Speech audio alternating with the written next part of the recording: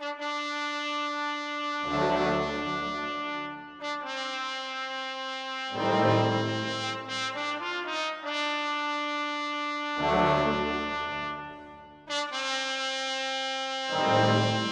soy el profesor Andrés Arralta, estamos en el Museo de la Shoah de Uruguay, en el Centro Recordatorio del Holocausto,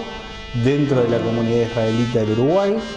y estamos aquí presentando para ustedes lo que es el Museo de la Shoah del Uruguay, que fue el primer museo del Holocausto creado en Sudamérica y que ha sido recientemente remodelado. Y con ese propósito queríamos acercar a ustedes, bueno, en qué consisten las nuevas remodelaciones, cuál es la propuesta del museo y a qué nos dedicamos para que puedan conocer qué es lo que hacemos y cuál es el propósito de nuestra institución. Aquí tenemos, que pueden observar, la línea de tiempo, de lo que es la cronología de la Shoah. En este momento estamos centrados en lo que es el antes de la Shoah, ¿verdad? Lo que sucedió antes del Holocausto, en la que esta sala y esta línea de tiempo funcionan como introducción, como contexto para las personas que visitan el museo, para que puedan tener una idea aproximada, si es que no tenían conocimientos previos, de lo que fue la Shoah y también de lo que van a ser los objetos que pueden apreciar, los objetos originales donados por sobrevivientes al museo, en la sala donde están el acervo museístico, que es otra sala que tiene el museo, que puedan entender qué es lo que van a ver y también dimensionar, dentro de lo que les sea posible, de qué se trató el genocidio que fue la Shoah contra el pueblo judío y otras minorías perpetrado por la Alemania nazi. Como pueden ver, aquí tenemos una línea de tiempo que detalla el antes de la Shoah, ¿verdad? Comienza con lo que tiene que ver con la Primera Guerra Mundial y los sucesos acaecidos luego de la Primera Guerra Mundial, que generan toda una serie de consecuencias que llevaron luego a que se gestara el clima de entreguerras y la Segunda Guerra Mundial. Entre esos antecedentes obviamente también está el genocidio contra el pueblo armenio, que fue un antecedente más que importante de lo que se podía realizar de matanzas a gran escala contra minorías étnicas en un estado. Retrata lo que es la ascensión de Hitler, como pueden ver, con elementos gráficos que detallan lo que era la vida antes de la Shoah, ¿no? Lo que era esa numerosa comunidad que existía en los países que fueron ocupados por la Alemania nazi, en la propia Alemania, de unas comunidades judías vigorosas que llevaban una vida normal hasta que hasta que el nazismo se hace con el poder en Alemania. Y bueno, aquí podemos ver diferentes hechos, ¿no? El 30 de enero de 1933 fue nombrado canciller de Alemania Hitler, y a partir de allí, bueno, se suceden algunos de los principales hechos con lo que tratamos de ilustrar lo que fue el antes de la Shoah y que ustedes pueden apreciar en estas imágenes. La noche de los cristales rotos, la quema de libros masificada en la Alemania nazi el 10 de mayo de 1933, lo que fue la aprobación de poderes especiales para Hitler mediante plebiscito en 1934, las leyes de Nuremberg en 1935 y bueno, también los Juegos Olímpicos de Berlín, ¿no? Que fue la gran presentación de Alemania nuevamente como potencia en el mundo y del poderío que tenía la Alemania de Hitler entre el concierto de las potencias mundiales. Luego tenemos, después que se hace esa introducción, presentando algunos de los antecedentes de acuerdo a la edad de los visitantes, porque aquí recibimos escuelas, alumnos de educación secundaria, universitarios y hasta investigadores universitarios que se acercan al museo, así como ustedes, para conocer su historia. Tenemos aquí el durante la Shoah, ¿verdad? Que es la parte más extensa, obviamente, de la cronología, porque es la misión del museo difundir qué sucedió durante la Shoah y cómo sucedió y por qué sucedió. Y bueno, tiene diferentes elementos, como ustedes pueden apreciar, gráficos desde mapas hasta fotografías y elementos gráficos que explican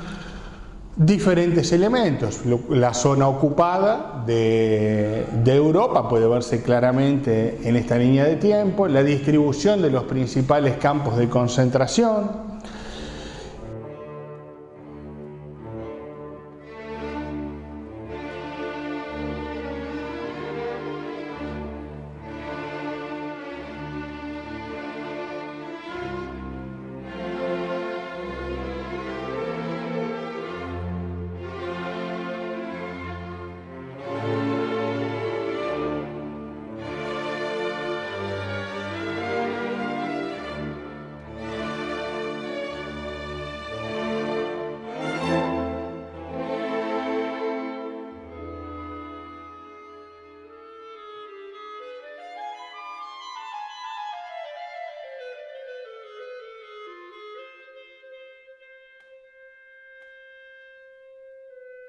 Y ahí se va haciendo ese recorrido por los diferentes elementos fundamentales que tienen que ver con la Shoah, desde por supuesto la invasión a Polonia en septiembre de 1939, la invasión a la Unión Soviética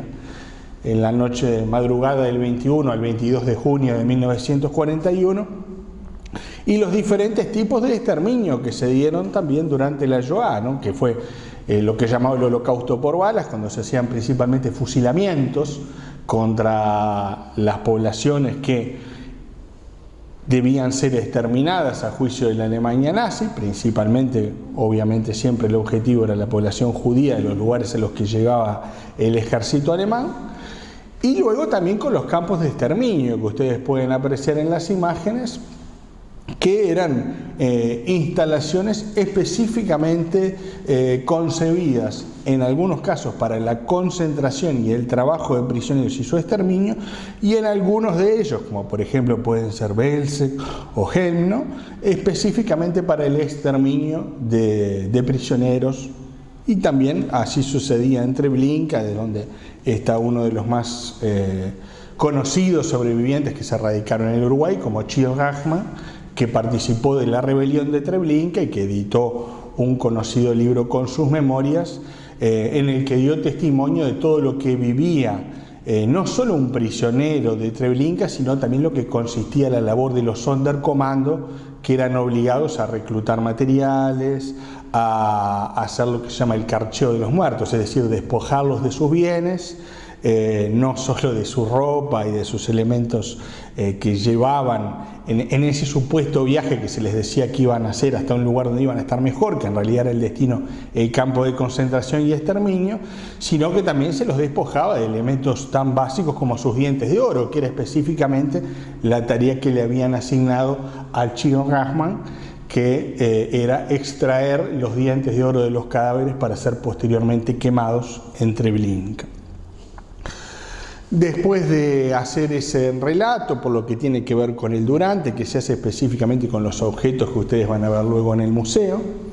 y que relata, entre otros episodios, también no solo las personas que no pudieron resistir en forma armada y que hicieron otras formas de resistencia, como actividades de enseñanza, difusión de información que se consideraba clandestina y que podía ser penada con la muerte, o contrabandear alimentos para adentro de los guetos, cosa que también era penada con la muerte. Se habla también, por supuesto, de lo que tiene que ver con el levantamiento del gueto de Varsovia, ¿verdad? Que es uno de los episodios más significativos que sucedieron a nivel de resistencia armada durante la Shoah, y que consistió en la resistencia de los entonces habitantes del gueto de Varsovia, sabiendo que próximamente el gueto podía ser liquidado, es decir, que su población iba a ser enviada a un campo de exterminio en forma masiva. Quienes todavía quedaban dentro del gueto resolvieron resistir por las armas y, bueno, ya que la muerte era inevitable, morir combatiendo e intentando resistir dentro de lo que fuera posible en una heroica resistencia, la que obviamente sabían que iba a ser doblegada, pero que durante más de un mes tuvo en jaque a las autoridades de la Polonia ocupada en Varsovia.